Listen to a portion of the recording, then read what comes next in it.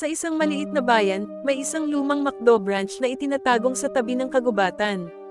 Madalas itong makita ng mga lokal habang naglalakad sila pauwi sa hating gabi, at ang ilan sa kanila ay may mga kwento ng kababalaghan na bumabalot dito. Isang gabi, isang grupo ng magkakaibigan ang nagpasya na subukan nilang pasukin ang lumang McDo.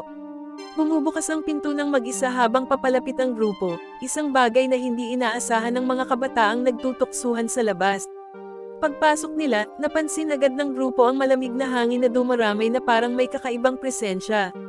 Nang umorder sila, bigla silang natakot nang marinig ang malamlam na tawa mula sa loob ng kusina kahit wala ng tauhan doon. Habang naghihintay ang grupo sa kanilang order, biglang nagdilim ang ilaw at napuno ng anino ang buong lugar. Marahil ay sinubukan silang takutin ng mga tig-iisa sa kanilang sarili. Ngunit nang bumalik ang liwanag, isang lumang empleyado na may McDo uniform mula dekada 2080 ang biglang nagpakita sa kanilang harap. Ang matandang empleyado ay tahimik na tumutok sa kanilang mga mata, tila ba nagdadala ng lihim na hindi kailanman nalaman ng kahit sino. Hindi ito nagsalita ngunit sa halip ay tumuro sa isang kwarto sa likuran ng kanyang trabaho.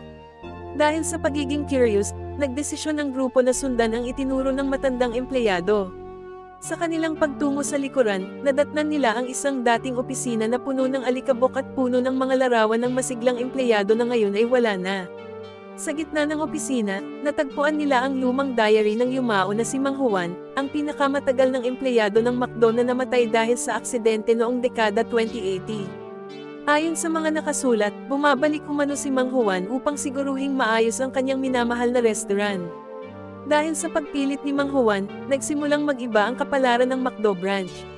Naging matahimik ang kagubatan sa paligid nito, at tila ba nagkaroon ng kakaibang proteksyon ang lugar.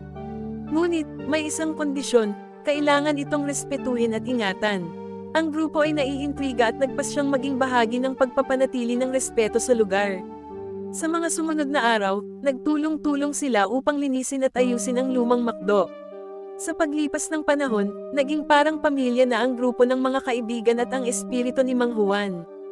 Habang ang lumang McDo ay nananatili sa kakaibang kapayapaan, nagsilbing paalala ito sa lahat ng mga dumadaan na ang pagrespeto sa nakaraan ay may magandang kabayaran. At sa tuwing naririnig ng mga taga-bayan ang kwento ng grupo, nagiging bahagi na rin sila ng misteryo at alamat ng lumang McDo sa kagubatan.